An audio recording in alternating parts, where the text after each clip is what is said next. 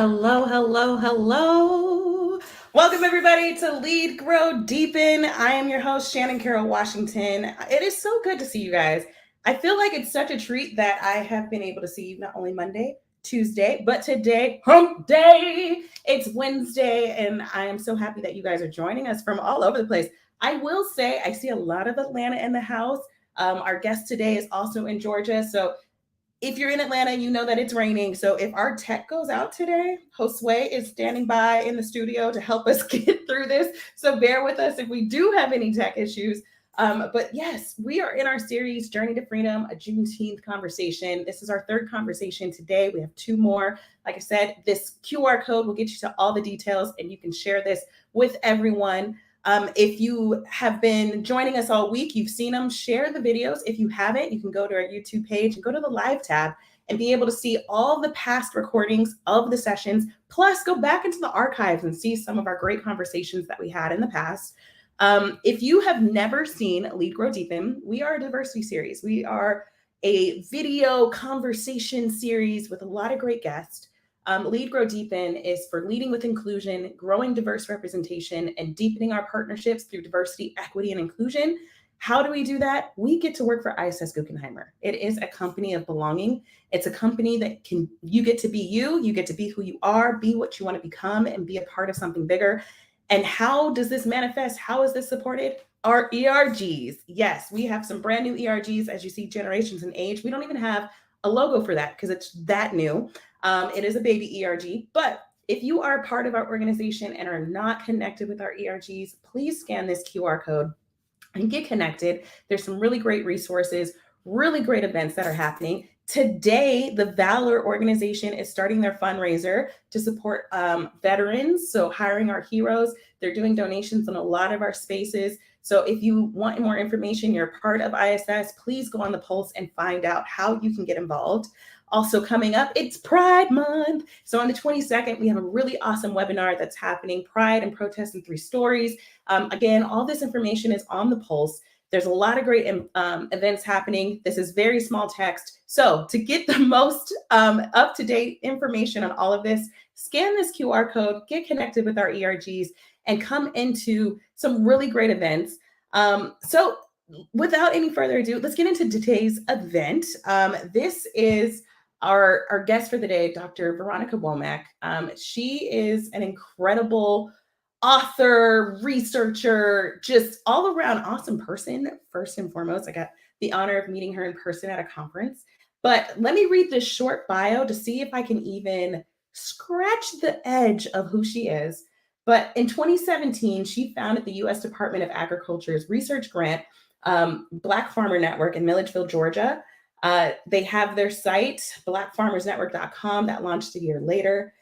She has been researching and doing this work for a better part of 20 plus years, you guys. So we have a treat in Dr. Womack. I'm going to go ahead and stop talking. You guys have heard my voice enough. Let's bring in Dr. Veronica Womack. You guys know the drill. Put ones in the chat, applaud, thank her for being here, all of the things. Welcome, Dr. Womack. Oh, thank you so much for the opportunity. I'm so excited. I wish we had a better day in Georgia to talk, but this is fantastic. It's always raining in Georgia. People think Seattle has rain. You guys come to Atlanta. We get so much rain here. I mean, have a good umbrella and some cute shoes and Scotch Guard your J's because you're going to get some rain. But the garden. Right. So we have approximately 24 minutes. Okay. To have really great conversation. And Dr. Womack, before we get started, I just want to show you all the love that's happening. Ones are applauds, so like everybody is showing love for you right now. So I just want to welcome you to Lead, Grow, Deepen. We are so happy to have you. Everybody, thank you so much for the love. I feel like Mario and I like jumped on a mushroom. I get to grow with all the love in the chat and be able to engage with people. So as we're engaging, people go ahead and ask questions in the chat. Put in your comments. You'll see them come up on the screen. Like I said, we have about 23 minutes of good old-fashioned conversation that's happening. It's all centered around Juneteenth. And if you don't know what Juneteenth is, it is the celebration of the emancipation of Black people in this country. So I think it is the Independence Day that we should be celebrating with all the fireworks, all the hoopla, all everything. And we've had celebrations for years. I'm thankful that it's a federal holiday now in most states. Yes. And so as we talk about Juneteenth, this conversation, there are people like you that are activists and doing things to help us get closer to freedom. So can you tell everybody what you're working on now and how it relates to Juneteenth? Sure. My work mainly focuses on building healthy rural communities, and it's focused on the rural South, a region called the Black Belt region. So, just to give people a little bit of context about the Black Belt is a region within the South that extends from eastern Texas to the eastern shore of Virginia. So around 1860, those counties that had a significant percentage of enslaved Africans would be considered the Black Belt. And even today, those counties have a very large percentage of the African American population. So I'll give you an example. When you look at the nation overall, the African American population is about 13%.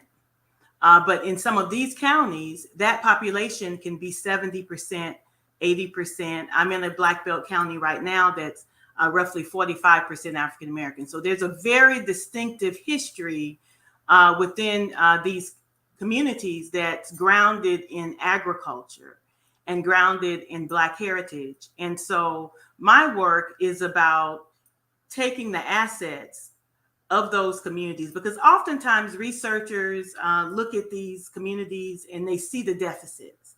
And so you often hear about the deficits of the Black Belt, the unemployment, the poverty, the underdevelopment, and that is definitely part of it. But there's also a significant history and cultural heritage there and resilient people.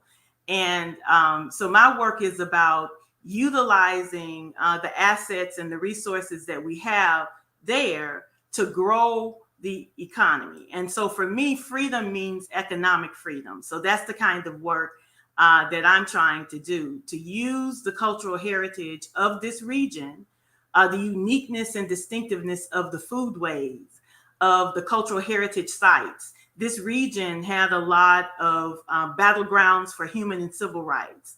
And so we need to preserve the cultural heritage. So I kind of think of my work as the Sankofa, looking back, making sure that we mine that history that's been so unique and create a more just and equitable future. So for me, the economic freedom is very, very important. Building generational wealth, Black land retention, all of that, changing the narrative of how we look at these communities. And so the Black Farmers Network is one of the ways in which I am hoping to change the narrative about the Black Belt region and the people that live here. Mm-hmm. So on the screen, you guys, here's the website, a little couple screen grabs. There's articles you can see across the top.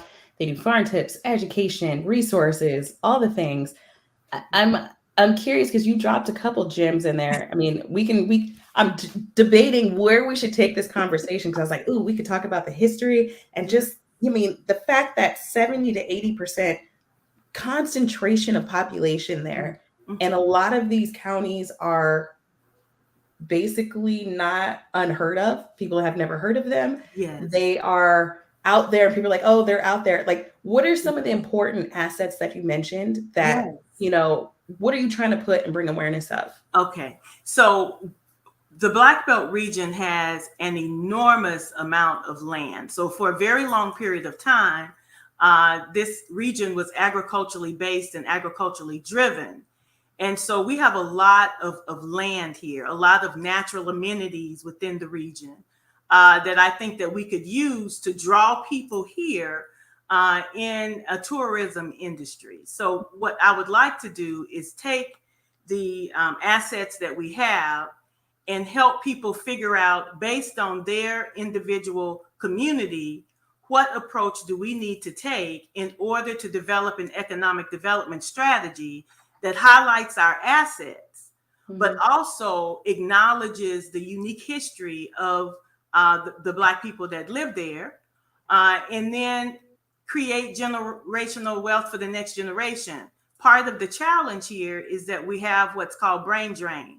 Our young people, they graduate, there's no economic opportunity within the community, and then they have to go to Atlanta, or they have to go to Huntsville or Birmingham or Jackson, that we have, and create a more sustainable economy locally, then we're on the right track.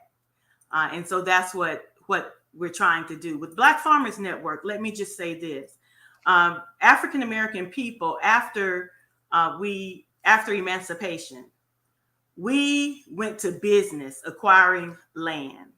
Mm. And particularly in the rural South, land was the currency, right? That's, if you're in the agriculturally based economy in that time, land is the currency. So we went about getting and acquiring land, some estimates as high as 15 million acres of property. But we have lost that land through many factors.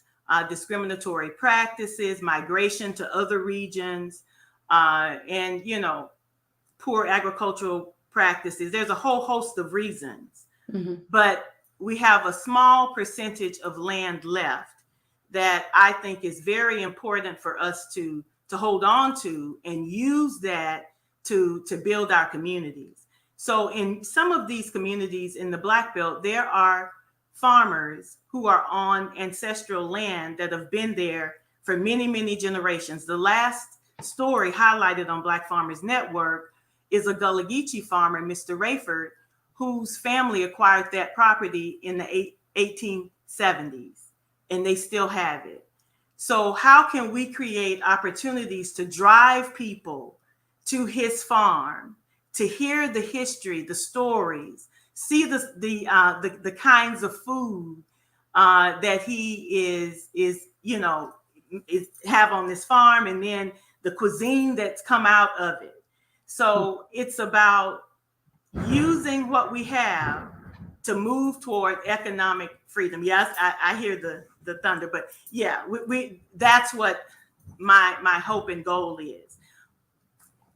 Yeah. And changing the narrative of Black farmers as well. So I was, I internet stalked you and perused your website, and I came across this video, and what you just said to me, sparking tourism, that sort of thing. You think, oh, I'm going to go to Napa to go take a wine thing. Howard James has this ancestral farm, 1,000 acres, with the best watermelon that you could ever taste. See, things like this need to be plastered to the world. Like, I know you are doing the work and like yelling from the rooftops as much as you can, but how does allyship play into the work that you're doing to raise awareness to the Black Belt? Oh, it's so important. It's so very important. So the conference that we met, right? You're doing exactly what allyship is. So I see someone's work. The work is valuable. Let me use my resources to further that research, to further the message. And so allyship is about using your resources, your voice, to raise voice in places that other people may not be. So even as an academic, I use my network to raise the voice of people who may not always show up in academic settings. And that's what's so important. Allyship is not about performance. And so oftentimes there's this, some people use it as a way to further their own agenda. That's not necessarily allyship. Allyship is about using your resources to highlight and support another group that is not at the table. So it's about expanding the voices of people that are at the table, and the experiences of various groups, and that's very, very important. Yeah, I'm sitting here because I've asked this question to everybody this week, and it is, what is the issue that keeps you up at night? And just pick one. We only have 13 minutes. What keeps me up at night is the Black Belt region not being a part of the new global knowledge-based economy. Mm-hmm. That's what keeps me up, because that is what will continue to underdevelop us. Mm-hmm. So I'm very, very interested in the urgency of the moment, mm-hmm. to retain the land that we have now and utilize the new technologies for the continuance of this agricultural legacy that we have within the Black Belt, but also to create opportunities for small businesses within our community so that we can create our own jobs, that our young people can stay in our community and not just participate in the service industry, mm-hmm. side of tourism, but also the business side of tourism.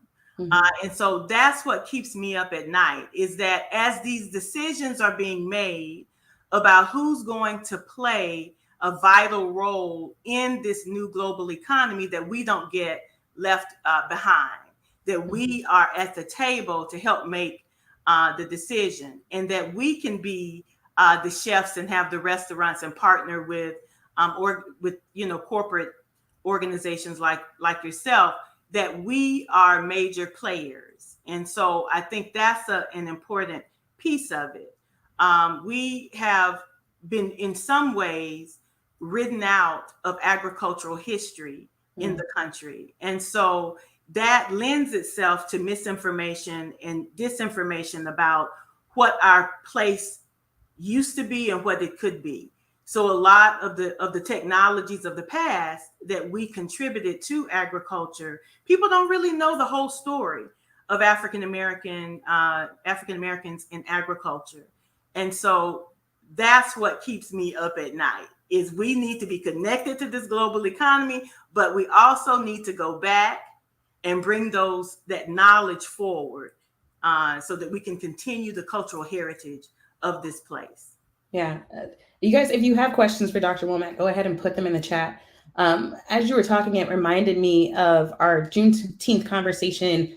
I want to say last year, the year before last, we talked to Chef Tiffany Tisdale out of Tulsa, and her grandfather and her father are a part of the rebuild of Black Wall Street there. Oh, wow. And the legacy of, the forgotten, of like not even knowing about the massacre, and then how they're rebuilding these communities that were thriving. Mm-hmm. And so when we think about agriculture in this country, the Black Belt and all of this land and all this fertile ground that was vibrant and full of life. Yeah. And we see all of the foodways of, the complex issues in our food system and food supply. Mm-hmm. It's unfortunate. You say, okay, 70-80% population are Black here. And then you go to the highly populated Black areas. There's a lot of food desert. Mm-hmm. There's, issues with access to food. Yet there's this whole rich history of mm-hmm. ancestral agriculture mm-hmm. that is not even being tended to. Mm-hmm. How do we bridge that gap between food access and food, intelligence that is within this community? And even if you're in the Black Belt, amongst this agricultural economy, we still have significant food insecurity. Mm. And so I think one of the things that we have to do is to think about that local farmer, the people that are in our community that we could support. I think COVID provided us a wonderful glimpse of what was lacking in our food system, the logistics. And so I think right now we should be trying to figure out, okay, how can we strengthen the local food system? How can we support small, farmers who can then source not just corporations, but the local community with fresh fruits and vegetables and healthy food. Mm-hmm. And so I think those folks who may look at agriculture, we had a lot of misinformation about agriculture, mm-hmm. Particularly within African-American community, because there was so much exploitation. Mm-hmm. So we've had a generation of people who they didn't want their children to toil in the fields and, go somewhere else and do something else. And so I think there has to be a re-education about agriculture and all of the opportunities that are there. That's another reason that I launched Black Farmers Network as a dissemination of my research, because I wanted people to see the complexity of Black farmers and the diversity of them. You have Mr. James with huge, huge, huge acreage, and then you have others with very small farms, and so that it would be more attractive. And I think that this younger generation, I have a lot of hope with them. Many of them are interested in what's going in their bodies. You know, they're interested in knowing the farmer that produced this food. And there's a lot of energy in your urban areas around urban farming and agriculture. We need that same energy in the rural places in the Black Belt. And I think this is the time to do it. So Randy has a question, and I love his question because it just ties in. We were thinking something. You were like, people love the story of their food. And here at ISS Guggenheimer, we love storytelling. We love to tell the story of where your food comes from. Randy's wondering, is there a list of these farmers so we can make sure that our distributors are purchasing from them? Like, where can we find that resource? Well, there is not one list. That's something that I'm hoping to build, Randy, is as part of the Black Farmers Network, is to have a list, a map of farmers that people can go to and as part of the economic development strategy. So there's a list of farmers that have been featured on Black Farmers Network that I'd be more than happy to share. But you also have farmers cooperatives who have farmers that are part of their cooperative that could assist you with the list as well. The Federation of Southern Cooperatives, we have the National Black Growers Council, the Southwest Georgia Project. So there's groups out there that were created mainly because of the discrimination that had occurred in your traditional agricultural sector, that have been cultivating and supporting Black farmers for a long time. And so that list would come from some of them as well. Yeah, you mentioned there's large 1890 institutions. I'm sorry. Okay. We'll get all these resources for you, Randy. Don't worry. So you mentioned big, large farms and small farms, cooperatives. It seems like what you said, tourism is going to be a way to help fund and expand this. Monica has a question. Do you believe tourism and Black farms can be better marketed? How can we best bring tourism opportunity to travelers? Yes, ma'am. We don't have the marketing yet. We need better marketing. We need people to know where the farms are, the history of those farms, and we need the story to be a correct story. And so that was, I keep saying, oh, that's why I did the Black. Well, people need to know that Black farmers exist. So if you just look at most mainstream media sources, the stories about African-American farmers are typically about struggle. And so if it's always about, the story is always about struggle, young people are not interested in participating in that. So we have to have better stories, more accurate stories of what's going on. And then we have to build the marketing strategy. Many of the communities in the Black Belt are still struggling with broadband access. So even a website could be challenging for farmers in some of these places because the technology is not what it needs to be. So the marketing strategy for me would definitely need to be web-based, but we've got to build that infrastructure. And there's some resources now being put into broadband in the rural Black Belt, and it's so necessary for business. Most of the business now is online. So if you can't get online and people don't know where you are, it's very difficult for them to say, hey, I'm going to drive outside of Atlanta and go to Hancock County. I saw some peaches, or down to Fort Valley, some great peach farms I'd like to go visit. If they don't know that they're there, then we can't get that agritourism industry going. And there's so many stories to tell. So we have 3 minutes, and there's some very heavy questions in the chat that I don't think we have time to really fully answer. But I want to point this out to people. You wrote a book. Abandonment in Dixie, Underdevelopment in the Black Belt. I feel like this book probably has some of the answers to these questions that we have. I saw that Chemical Abstract Cafe, you would like to hear more about the history. I think you could probably get some more history out of this book. I pulled this quote. It says, I know some parts of this book are pretty raw read, but I think it's important for us not to run away from what happened. And I think, thank you for doing all the research, but not only doing it, but spreading it in a way that we can have access to it. So yes. All right, you guys, we have 3 minutes. I feel like I don't want to like open up a can of a question that won't go in. So I'm gonna throw you a softball right now. Sure. As we're wrapping up. Okay. What are you doing for Juneteenth? Well, Juneteenth, I have a nephew that has graduated from high school, about to go to college. So we're all going to Miami to celebrate him. That's what he wanted to celebrate. So we're going down there and having a wonderful family-filled time. And I'm hoping that everybody will do some wonderful things on Juneteenth, but also find out in your community what the Emancipation Day celebration was there. Because I don't want us to lose the local emancipation heritage because we have this federal holiday, which is fabulous. But some of the Emancipation Days were in May, some of them were in January. So make sure, do some mining in your local community or the community that your family hails from to find out what did they do when freedom came. Yeah. I feel like Renisha brings up a really great point. She says, I worked 1 hour away from Milledgeville and had no idea the Black Belt even existed. Not only not knowing the Black Belt even existed, when we talk about Juneteenth, there were so many people like, I have no idea what that is. Like, I was fortunate enough to grow up in a household where Juneteenth was talked about. We didn't necessarily celebrate it because I grew up in predominantly not Black neighborhoods. And so Juneteenth celebrations aren't there.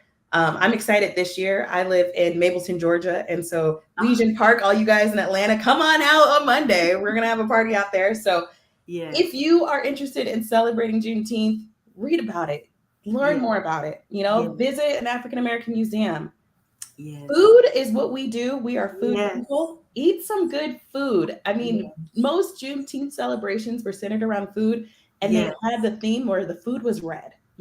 Good for the courage of the people. So eat some red food, make a red velvet cake, eat some beets, whatever you want, make it very red, attend a local celebration, or at the very least, support a Black-owned business. Juneteenth is about freedom. And as Dr. Womack said, economical freedom is a way that we can keep moving the needle to bring a community from enslavement to actual freedom. So you guys, we are at time. That 3 minutes flew by super, super quickly. I'm wrapping this up. Tomorrow we have an awesome conversation with Alex Askew. He is new. I have not met him yet, so I'm excited. I have so many questions for him. So you guys make sure to tune in. Like I said before, if you missed any of our conversations, just hit up our YouTube page, go to the live tab and see everything. Monica, I'm with you. Thank you so much, Dr. Womack. I mean, there is so much that we can do. I am a marketing person, so we will keep connecting and figuring out how we can help these farmers and their websites and all the things. I feel inspired. So thank you so much for sharing your wisdom, sharing your experience with us. You are truly a gem, and thank you. Thank you. Thank you. Thank you so much for your allyship and your support. Thank you. All right, you guys, this is it for Lead, Grow, Deepen for today. I will see you next time. Have a great one.